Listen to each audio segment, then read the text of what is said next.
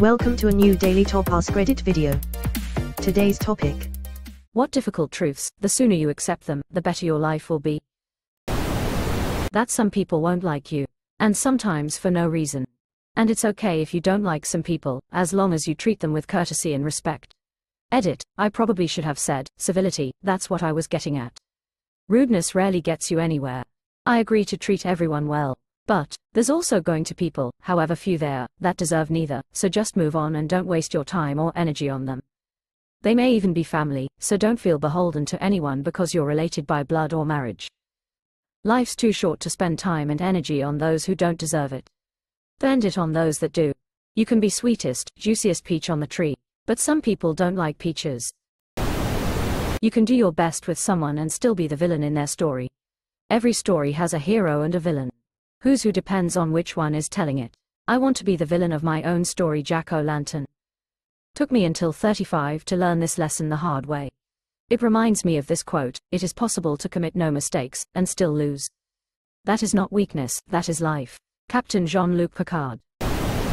Once you're an adult, there really isn't anyone you can 100% depend on except yourself. There will still be people in your life to lean on, but everyone has their limits in how they can help you. Nice people aren't always good people. And vice versa. There will always be someone better looking, better educated, younger, more experienced, more intelligent or wealthier than you. Do your best, live without regret, have empathy and kindness, give when you can, expecting nothing in return, focus on your heart value more than what others have. Corollary, someone always has a faster car, bigger house, nicer boat, whatever. Figure out how to be happy without being top of the heap. Comparison is the thief of joy. Not all friendships last. If I may add an addendum, most will not. Surprisingly though, the ones that last are not necessarily the best, or even good, ones. I wish someone would have explained to me what parasitic friendships were long before I discovered it myself. Removed. I got sober and lost family and friends. Yeah, sometimes that happens. My experience is that they have their own problems with alcohol. Hang in there. Sober friends are real. Just because you're right, doesn't mean people will agree with you and might work against you either way. My wife struggles with this. She has an idea that works and gets the company more money, but the owner and other workers are against it because they disagree with it. Even with the evidence that it works better for them financially. All the data in the world won't change the mind of a person who won't listen. And to add, sometimes even if you are right, if you're an ass about it, no one will listen to you either.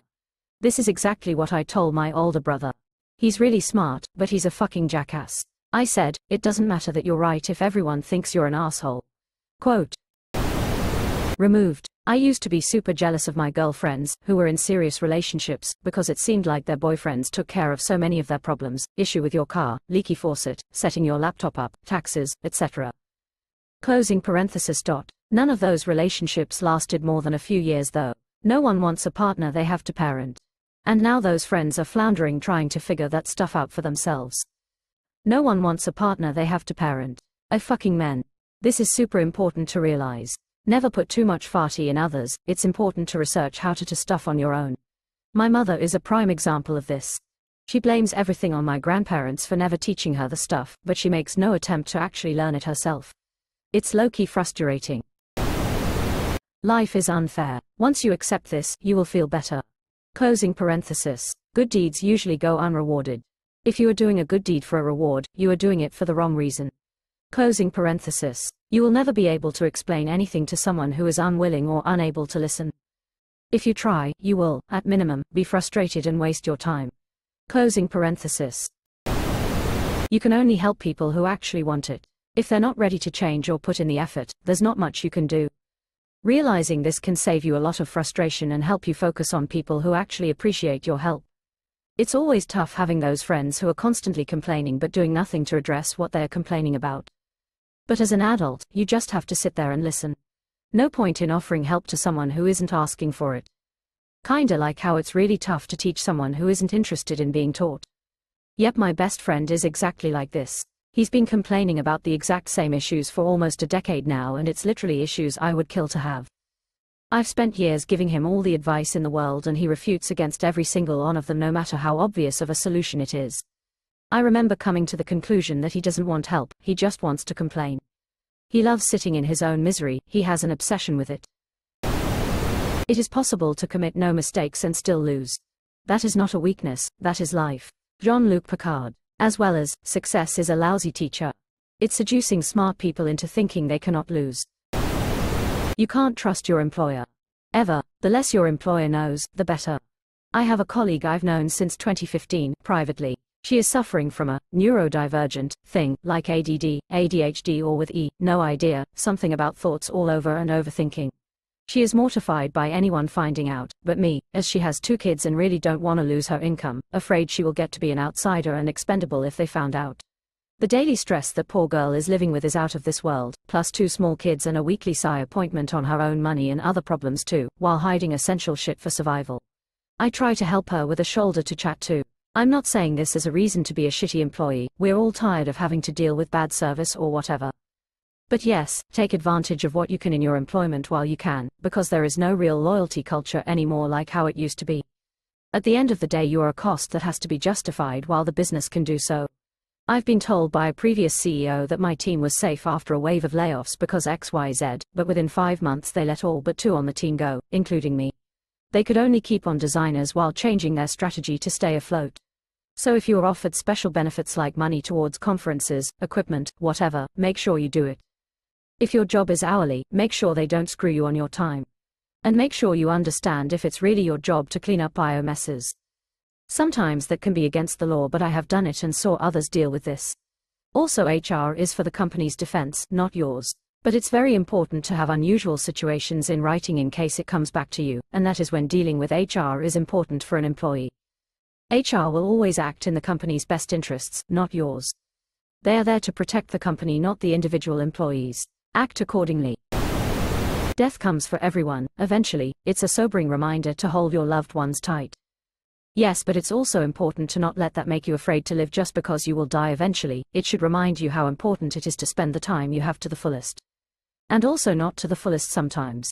Just sitting without the requirement of doing something is a lovely thing when you can appreciate it. You have to go to the DMV. You just do. LMAO, I hate this one, take it back. You can't change the past, but you can decide what to do next. The most important a man can take. The next step. If I must fall, I will rise each time a better man. No one is coming to save you, so you have to do it all yourself. And once you internalize this and do it, your self-esteem will be through the roof. Must have missed that day, self-esteem still in hell. Removed. Do not regret your regrets too much. It's only a regret until you've learned the lesson. Sometimes things will be your fault. And sometimes, you need to choose to be the bad guy. Example, breaking up with a great guy, relationship of 5 years, because it's time for him to go places you can't go, to. Pensive face. Example, telling the truth to someone about their lying partner. This may include an affair, gambling, drug or alcohol abuse, or something else. The rule I usually use is, if it was me, would I want to know? Quote, no one will be happy with you telling the truth in this situation, and you will likely lose 2 or more friends. You, as the messenger, will be shot. Life isn't fair. It will happen to all of us at some point. Not everything is a lesson, sometimes you just fail, Dwight Schrute. I think being able to accept failure and move on from it is quite important. You might try and fail despite doing everything right, but it's important to be able to try again. People who are good for you will make you feel happy, joyful, accepted, cared for and filled with fun times, despite of any differences. People who are not good for you will make you feel anxious, sad, down, slighted, judged, and never check in on you if you're not okay, and won't even bother noticing when you're not okay. Genuine people will never let you suffer in silence or watch you suffer. Stay away from those who make you feel negative emotions and thoughts. Happiness and satisfaction are completely internal, and based on what you have chosen to measure them by. No one, and no thing can make you happy unless you have chosen to let it. This why there are so many miserable rich people, and people who have great lives that still unhappily yearn for more. I actually feel like a lot of rich people are unhappy. Happy people are content, and contented people don't tend to get rich. I think it's based on what they do, or how they got rich. I know some families that have inherited wealth, and they seem relatively happy, but the children all work normal jobs, non-profit, public school teacher, they just don't really have to worry about money, which causes a lot of stress in other people's lives. I also think there are some people in sports, entertainment that seem happy because they are doing what they love and it happens to also make them a lot of money, but I don't know any of them personally so can't really confirm. I'm sure there are people working on Wall Street or for the pharmaceutical industry that don't love what they do, but they do it to get rich, and they are less likely to be content. Overall, I agree with your statement that content people don't tend to get rich, they tend to get enough, which is much easier. If they wanted to, they would. This is too far down the line. Also, if it feels personal, take it personally. Benefit of the doubt only goes so far. I'm here thinking that taking things too personally is the cause of many unnecessary problems and conflicts. I also think that, in regards to social media, everyone needs to do better at giving everyone the benefit of the doubt. I see too much arguing because people jump to conclusions. I'm so sick of it. In general, yes, but not always. Many mental disorders involve desperately wanting to do something but being unable to make yourself take the steps to do so. ADHD in particular can make you avoid desired activities as much as undesired ones. Depression makes you unable to summon the will to do the things. Anxiety can make you too scared to do things. Want doesn't come into play.